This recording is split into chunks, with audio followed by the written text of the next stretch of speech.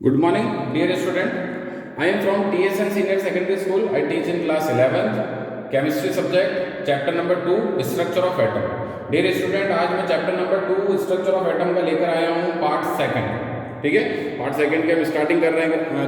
आपको ध्यान होगा पार्ट 1 में हमने इलेक्ट्रॉन, प्रोटॉन, न्यूट्रॉन इनकी बेसिक डिटेल को स्टडी किया था और इलेक्ट्रोमैग्नेटिक रेडिएशंस इनसे हम इंट्रोड्यूस हुए थे पार्ट 1 में. ठीक है, पार्ट सेकंड जो है, पार्ट सेकंड क्या है, पार्ट सेकंड में की हम स्टार्टिंग कर रहे हैं particles nature of electromagnetic radiation. Particle nature of electromagnetic radiation जिसे हम प्लैंक्स क्वांटम थ्योरी भी बोलते हैं. ठीक है, पार्टिकल नेचर होता है इलेक्ट्रोमैग्नेटिक रेडिएशंस का और ये किसके थ्रू बताया गया था, प्लैंक की क्वांटम थ्योरी के थ्रू बताया गया था. इसके आज हम स्टडी करेंगे इस लेसन में. तो देखिए, Planck suggest that atom and molecules could emit और absorb energy only in discrete quantity. ठीक है, क्या बोल रहा है, प्लैंक के एटम और मॉलिक्यूल जो हैं वो एमिट मतलब बाहर निकालते हैं, अब्सॉर्ब मतलब अंदर लेते हैं, एमिट और absorb energy only in discrete quantity. ये जो एटम मॉलिक्यूल्स हैं जो रेडिएशंस को एमिट कर रहे हैं, बाहर निकाल रहे हैं, रेडिएशंस को अब्सॉर्ब कर रहे हैं या एनर्जी को अब्सॉर्ब कर रहे हैं, ये किस फॉर्म में करते हैं, डिस्क्रीट फॉर्म में करते हैं. डिस्क्रीट फॉर्म का मतलब होता है टुकड़ों में करते हैं. ठीक है, discrete quantity and not in continuous manner, continue नहीं करते. ठीक है, he gave the name quantum और photon to the smallest quantity of energy that can be emitted और absorb in the form of radiation. तो उसने इन्हीं को नाम दिया था क्वांटम और फोटोन. ये जो रेडिएशन का बहुत छोटा पार्ट ये अब्सॉर्ब कर रहे हैं, एमिट कर रहे हैं. ठीक है, एटम और मॉलिक्यूल जो रेडिएशन का बहुत छोटा पार्ट एमिट कर रहे हैं, अब्सॉर्ब कर रहा है, उस एनर्जी के एक छोटे से पार्ट को उसने क्या नेम दिया है, क्वांटम या फोटोन. ठीक है, क्या नाम दिया है, क्वांटम या फोटोन. और एनर्जी ऑफ वन फोटोन, ये फोटोन की जो एनर्जी है वो दी जाती है इस फॉर्मूला से, E is equal to h nu. E is equal to h nu where h is a Planck constant जिसकी वैल्यू फिक्स्ड है क्योंकि कांस्टेंट है 6.626 into 10 to the power minus 34 joule into second.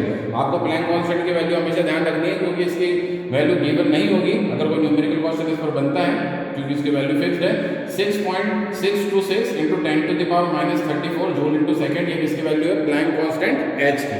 ठीक है, और यहाँ पर न्यू क्या था, लाइट फ्रीक्वेंसी. ठीक है, नाउ अब आप देखिए मैंने एक एग्जांपल दिया है, the light from sun is also moved in quantised form of to earth. ठीक है, जो सन से आने वाली लाइट है, जो अर्थ तक आ रही है, सन से जो लाइट आ रही है अर्थ तक, वो एक्चुअली में क्वांटाइज फॉर्म में आती है, यानी बटी हुई फॉर्म में आती है, छोटे छोटे टुकड़ों की फॉर्म में आती है. ठीक है, ये देखिए जैसे मैंने यहाँ पर एक एक्टिविटी से इस चीज़ को समझाया कि जैसे देखिए ये है सन से कुछ रेडिएशंस निकल रही है और ये जो रेडिएशंस है वो डिस्क्रीट फॉर्म में आ रही है, छोटे छोटे पैकेट्स की फॉर्म में आ रही है, एनर्जी पैकेट्स हैं, छोटे छोटे एनर्जी पैकेट्स हैं जिनको हमने क्या बोला, फोटोन. और फोटोन की energy E is equal to h nu से हमने ऊपर दी है. अगर फोटोन एक से ज़्यादा है तो इसके लिए फॉर्मूला हम यूज कर सकते हैं, E is equal to n h nu. यहाँ पर जो n आ रहा है, n की वैल्यू जो है वो 0, 1, 2, 3 एंड सो ऑन हो सकती है. ठीक है, और अर्थ तक जो ये रेडिएशंस आ रही है डिस्क्रीट फॉर्म में, यानी छोटे छोटे एनर्जी पैकेट्स की फॉर्म में आ रही है, जिन्हीं को हमने नेम क्या दिया था, फोटोन. ठीक है, तो यही बताया गया था किसके थ्रू, प्लैंक क्वांटम थ्योरी के थ्रू. यही चीज बताई गई थी कि भाई लाइट जो है वो कंटिन्यू फॉर्म में नहीं आती, कंटिन्यू मैनर में नहीं आती, डिस्क्रीट फॉर्म में, बटी हुई फॉर्म में आती है. ठीक है, और उसी फॉर्म में अब्सॉर्ब भी होती है, उसी फॉर्म में एमिट होती है. इसलिए इन छोटे छोटे एनर्जी पैकेट्स को हम क्या बोलते हैं, क्वांटम या फोटोन. ठीक है, नाउ नेक्स्ट इसके बाद डियर स्टूडेंट हम इंट्रोड्यूस होते हैं ब्लैक बॉडी से. ब्लैक बॉडी, ठीक है, ब्लैक बॉडी देखिए क्या है, ब्लैक बॉडी ऐसी थिंग्स होती है जिन्हें अगर कोई लाइट दी जाए तो उस पूरी लाइट को एमिट भी कर देंगे और उस पूरी लाइट को अब्सॉर्ब भी कर लेंगे. ठीक है, जैसे समझिए इस चीज को आपने इसका अगर एग्जांपल दूं तो आपको ध्यान होगा, रेगिस्तान की जो मिट्टी होती है, डेजर्ट सॉइल. ठीक है, रेगिस्तान की मिट्टी दिन में बहुत गर्म हो जाती है बिकॉज ऑफ सनलाइट की वजह से, सन से वो जो है एनर्जी ले लेती है, बट रात में वही मिट्टी बहुत ठंडी भी हो जाती है. तो रेगिस्तान में दिन बहुत गर्म होते हैं और रातें बहुत ठंडी होती है. ठीक है, बिकॉज ऑफ डेजर्ट सॉइल की वजह से, वहाँ की मिट्टी की वजह से. ठीक है, और डेजर्ट सॉइल जो है वो एक बहुत अच्छा ब्लैक बॉडी का एग्जाम्पल भी है क्योंकि ये लाइट को पूरी एमिट भी कर देता है डेजर्ट सॉइल और पूरी अब्सॉर्ब भी कर लेती है. ठीक है, लगभग ऐसा होता है. ठीक है, तो ब्लैक बॉडी का अगर हम एग्जांपल देखें, an ideal body which emit and absorb radiation of all frequencies uniformly. ठीक है, एमिट कर दे, अब्सॉर्ब कर दे सारी की सारी लाइट की फ्रीक्वेंसी को uniformly, is called a black body. और ब्लैक बॉडी के एग्जांपल मैंने यहाँ पे दिए हैं, कार्बन ब्लैक. और सॉइल। वैसे तो ब्लैक बॉडी का कोई परफेक्ट एग्जाम्पल नहीं है, बट फिर भी कार्बन ब्लैक और डेजर्ट सॉइल जो है वो ब्लैक बॉडी की तरह कुछ ट्रीट किए जा सकते हैं, समझे जा सकते हैं ब्लैक बॉडी के एग्जाम्पल में, ठीक है। तो ये आपको ध्यान रखना है ब्लैक बॉडी। नेक्स्ट इसके बाद मैं स्लाइड चेंज करता हूँ यहाँ पर।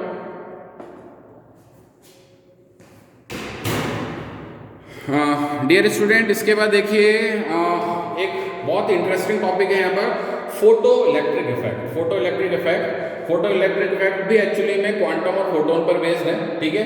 अभी हमने देखा था कि लाइट जो है छोटे छोटे एनर्जी पैकेट्स के फॉर्म में आती है, जिन्हें हम क्वांटम या फोटोन्स बोलते हैं। फोटो इलेक्ट्रिक इफेक्ट भी इसी पर बेस्ड है।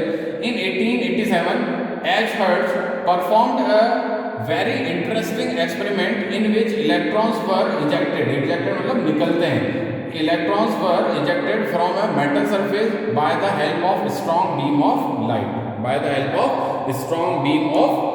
ठीक है।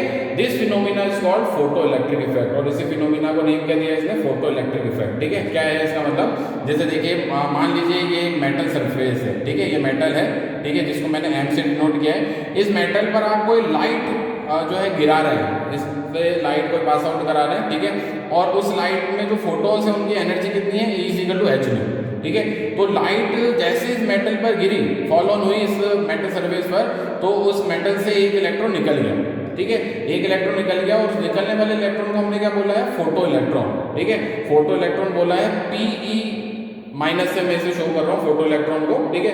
और मेटल से जब इलेक्ट्रॉन निकल गया तो मेटल किस में कन्वर्ट हो गई, इसके कैटायन में, M+ में, ठीक है। बात समझ में आ गई। तो यही फिनोमिना यहाँ पर है कि अगर फॉर एग्जांपल हम बात करें अगर सोडियम की, सोडियम Na जिसका सिंबल है, मैं सोडियम को अगर लाइट देता हूँ H तो सोडियम जो है इससे एक इलेक्ट्रॉन निकल जाता है और सोडियम किस में कन्वर्ट हो जाता है, Na+ में, और इससे जो निकलने वाला इलेक्ट्रॉन इसे हम क्या बोल रहे हैं, फोटो इलेक्ट्रॉन, ठीक है। ये फिनोमिना ही क्या कहलाता है, फोटो इलेक्ट्रिक इफेक्ट, के मेटल पर आपने कोई लाइट पास आउट कराई और मेटल से इलेक्ट्रॉन जो है इजेक्ट हो गया, निकल गया, ठीक है, निकल गया, इस वजह से मेटल जो है उसके मेटल कैटायन में कन्वर्ट हो गई, और ये जो फिनोमिना है वो किस नाम से जाना जाएगा, फोटो इलेक्ट्रिक इफेक्ट, ठीक है। तो आप सोचिए कि फोटो इलेक्ट्रिक इफेक्ट एक्चुअली में काम कहाँ पर आता है, तो फोटो इलेक्ट्रिक इफेक्ट जो है वो डियर स्टूडेंट इसी से बनाए जाते हैं सोलर पैनल्स, ठीक है। फोटो इलेक्ट्रिक इफेक्ट पर बेस्ड होता है सोलर पैनल्स, ठीक है, इसलिए हमारी स्टडी जो है इस पर करना जरूरी है, ठीक है। For each metal there is a characteristic minimum frequency nu naught और minimum energy E0 below which photo electric effect is not observe, called threshold frequency और थ्रेशोल्ड एनर्जी, ठीक है। क्या बोल रहा है कि जो आने वाली लाइट है, जो लाइट आप मेटल के सरफेस पर गिरा रहे हैं, ठीक है, उस लाइट की फ्रीक्वेंसी और उस लाइट की जो एनर्जी है वो मिनिमम एनर्जी से कुछ जो है ज़्यादा होनी चाहिए, ठीक है, तब जाकर ही फोटो इलेक्ट्रिक इफेक्ट जो है वो ऑब्जर्व होगा, फोटो इलेक्ट्रिक इफेक्ट कंप्लीट होगा, अदरवाइज नहीं होगा। तो इस मिनिमम फ्रीक्वेंसी और मिनिमम एनर्जी को हम क्या बोल रहे हैं, थ्रेशोल्ड फ्रीक्वेंसी और थ्रेशोल्ड एनर्जी, ठीक है। वैसे देखिए थ्रेशोल्ड का मतलब हिंदी मीनिंग होता है थ्रेशोल्ड का दहलीज, जैसे कमरे के बाहर या घर के बाहर जो दहलीज होती है, ठीक है, थ्रेशोल्ड का मतलब हिंदी मीनिंग यही होता है, ठीक है। तो दहलीज को अगर पार करना है तो मिनिमम एनर्जी हमें चाहिए, तब जाकर हम दहलीज को पार कर सकते हैं, ठीक है। ऐसा ही बिल्कुल यहाँ पर है कि अगर फोटो इलेक्ट्रॉन को निकालना है मेटल से तो मिनिमम फ्रीक्वेंसी या मिनिमम एनर्जी वाली लाइट तो उस पर आपको गिरानी ही पड़ेगी मेटल सरफेस पर, तब जाकर ही फोटो इलेक्ट्रिक इफेक्ट जनरेट होगा, ठीक है। इसीलिए हम इसे बोल रहे हैं थ्रेशोल्ड फ्रीक्वेंसी या थ्रेशोल्ड एनर्जी, ठीक है। Light beam have energy is equal to h nu, जो आने वाली लाइट है, ठीक है, ये जो आने वाली लाइट है इसकी एनर्जी जो है वो कितनी है, is equal to h nu, ये यहाँ पर भी बता दिया था मैंने, is equal to h nu. और ये जो लाइट है, ये लाइट दो तरह के काम कर रही है, दो तरह का जो है वर्क है इसका, एक तो है work function W0 plus kinetic energy, work function plus kinetic energy.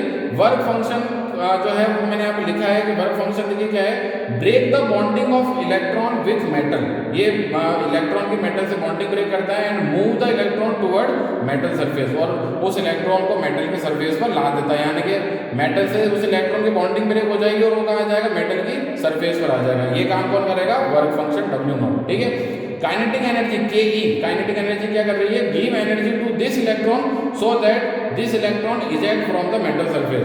Kinetic energy उस सरफेस पर जो इलेक्ट्रॉन आ गया था वर्क फंक्शन की वजह से उसे एनर्जी देगी ताकि वो उस मेटल सरफेस को छोड़कर बाहर निकल सके। देखिए फोटो इलेक्ट्रॉन जो है बाहर निकल गया, ठीक है, तो बिकॉज ऑफ काइनेटिक एनर्जी की वजह से। सरफेस पर किसकी वजह से आया था?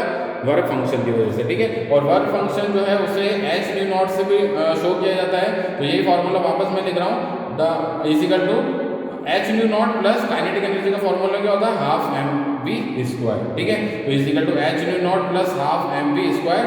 ये जो है लाइट बीम की जो एनर्जी है E, उसके लिए ये फॉर्मूला आ गया, ठीक है। कि आने वाली जो लाइट है, आने वाली लाइट के दो तरह के वर्क होंगे, पहला वर्क फंक्शन, दूसरा काइनेटिक एनर्जी, ठीक है। ये था फोटो इलेक्ट्रिक इफेक्ट, ठीक है। फोटो इलेक्ट्रिक इफेक्ट पर ही बेस्ड होते हैं सोलर पैनल्स, मैं आपको बता चुका हूँ। तो आई होप डियर स्टूडेंट आज का जो आपको वीडियो है बहुत इंटरेस्टिंग लगा होगा। बहुत अच्छे हमने पार्ट सैंपल लिए इस लेसन से, ठीक है। Thank you so much.